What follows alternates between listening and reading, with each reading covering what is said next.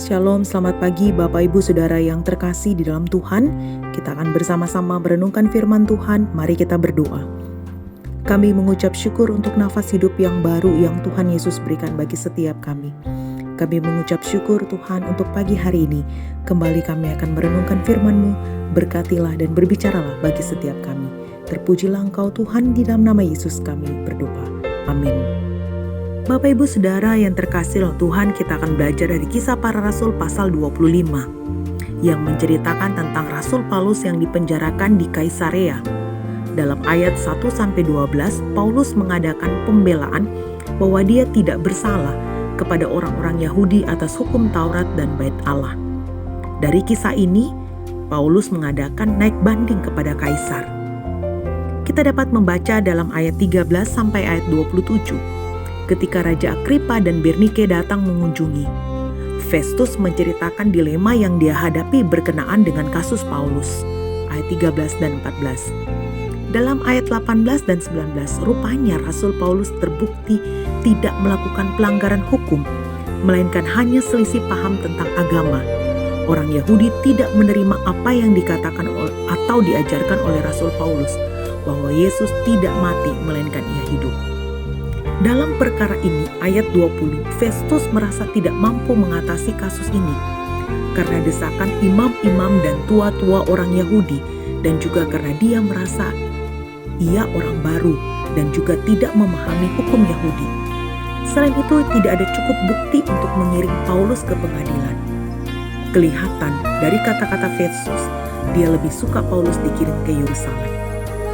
Dalam ayat 21-27, Festus ternyata tidak memiliki pendirian yang tegas. Seharusnya dengan wewenang yang ada padanya, Festus bisa menyatakan bahwa Paulus tidak bersalah. Ia bisa membebaskan Paulus. Jemaat yang dikasihi oleh Tuhan, dari kisah ini kita belajar bukan dari Festus, tetapi kepada Rasul Paulus. Kesabaran dari Rasul Paulus tidak menggoyahkan imannya sedikit pun, sekalipun dia dipenjarakan. Kesaksian Rasul Paulus tentang Yesus hidup membuka mata iman kita.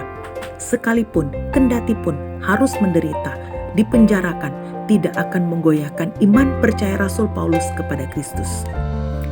Menjadi pertanyaannya bagi setiap kita, mampukah kita mempertahankan iman percaya kita kepada Kristus dengan tawaran dunia untuk mendapatkan keuntungan besar dengan mempertaruhkan kejujuran? Mampukah kita mempertahankan iman percaya kita sekalipun tidak ada keuntungan yang kita dapatkan? Mampukah kita mempertahankan iman percaya kita untuk memilih pasangan hidup yang seiman? Mari belajar sedikit dari teladan Rasul Paulus. Situasi berat sekalipun tidak akan menggoyahkan imannya dan ajarannya tentang Kristus yang hidup.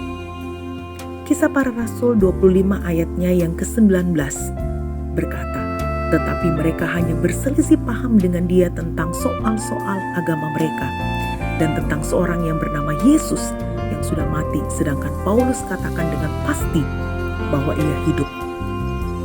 Jemaat yang terkasih dalam Tuhan, mari menjalani sepanjang hari ini memberikan kesaksian tentang Yesus yang hidup. Sekalipun banyak pergumulan dan tantangan yang kita hadapi, yang pasti Yesus tidak tidur. Dia ada dan hadir dalam kehidupan kita setiap hari. Amin. Biarlah firman Tuhan ini menjadi kekuatan bagi setiap kita. Mari kita berdoa. Bapa, kami mengucap syukur untuk kebenaran firman-Mu. Mampukan kami untuk menjadi saksi tentang Kristus yang hidup di dalam hidup kami.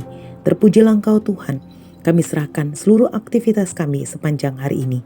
Di dalam nama Tuhan Yesus kami berdoa. Amin.